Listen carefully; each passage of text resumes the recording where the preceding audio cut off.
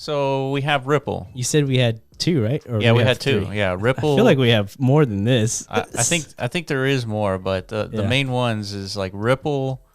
I believe there's going to be 2 dates to be looking forward to. So today's the 28th of November.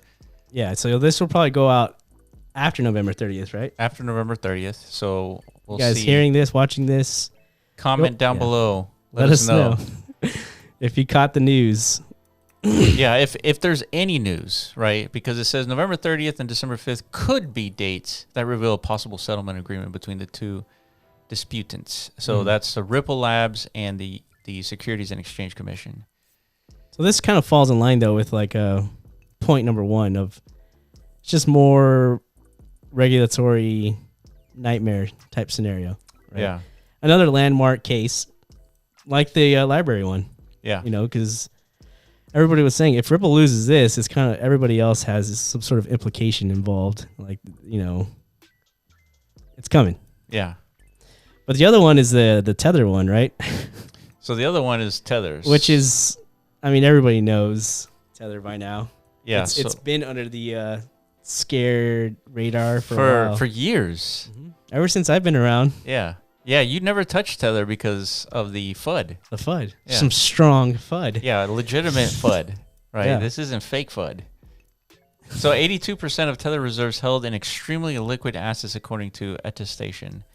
So a total assets of $68 billion at the end of the third quarter, exceeding its total liabilities of $67 billion. So they're more than collateralized, I guess. But 82% of Tether reserves held in extremely liquid assets. Well, who's saying that? So I think this is a disclosure from Tether. Okay. So that's the other That's thing. red flag number 1. Right. Yeah. So Tether's exposure to commercial paper, so held in cash equivalents, and other short-term deposits, the company disclosed. So this is basically potentially like SBF saying everything's fine. Of course. Yeah. That's exactly why you shouldn't trust. Yes.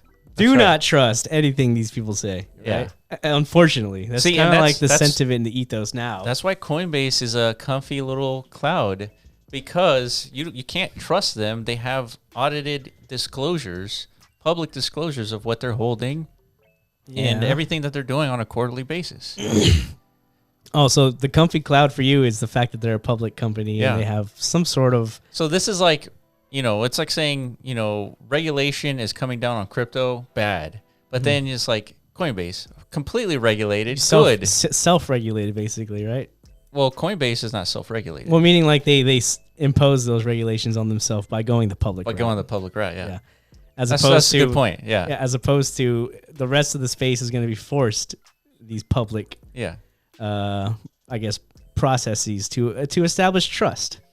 But nonetheless, even with all this, there's still been, precedent examples of publicly traded companies that have acted fraudulent and completely fucked over tons of people. But obviously there's way more of that in the non-public space. Yeah, the unregulated space. Way more. Yeah. So it does add a layer of cloudiness. Comfy clouds. Comfy clouds. They're just literally like little, what are those clouds? Like stratas? Cumulus? No, cumulus is the good ones. Those are the big puffy ones. Right, those are the ones you're talking about, right? Well, and the crypto, there's the stratus, so like all thin. All thin, yeah. Almost transparent.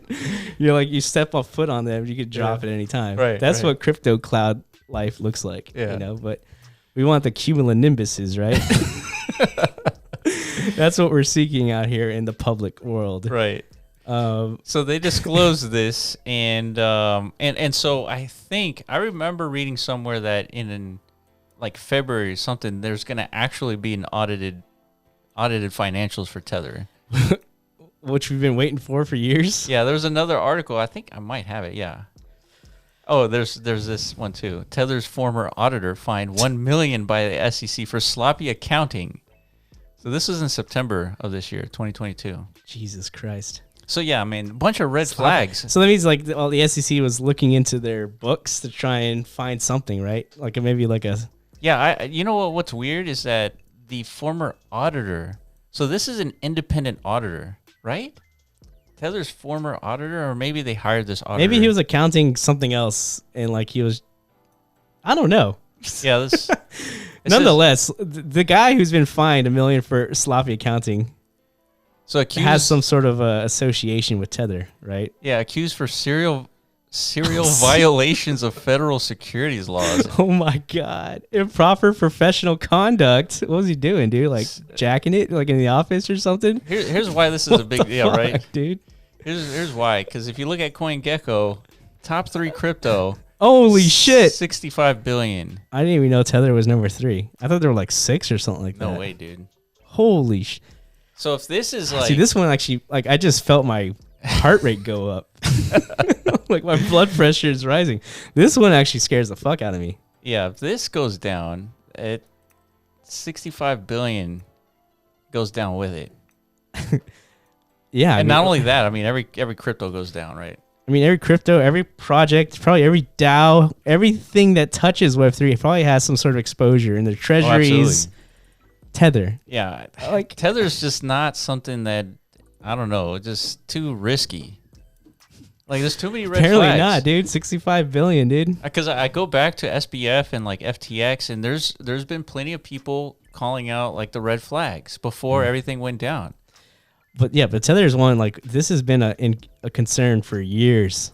Yeah. You know, and so let's say they're being genuine. They're 82%, you know, liquid. Yeah, let's say that is that a problem? Publicly disclose that it is like 82. Guess what, guys? These guys are fucking honest lads all along. Yeah, you know, Tether's great. Gives a fucking thumbs up from the SEC. Yeah. Then what? Like, is that still? I mean, it's not the promise they're making that every Tether is a 1-for-1. Yeah, but I don't think backed. you could do a bank run on 82% collateralized because they could just sell whatever assets that they have and cover the other 18%. Yeah. I feel like that's more than doable. Interesting. The problem is when you can't recall, like you can't fulfill the orders. Yeah.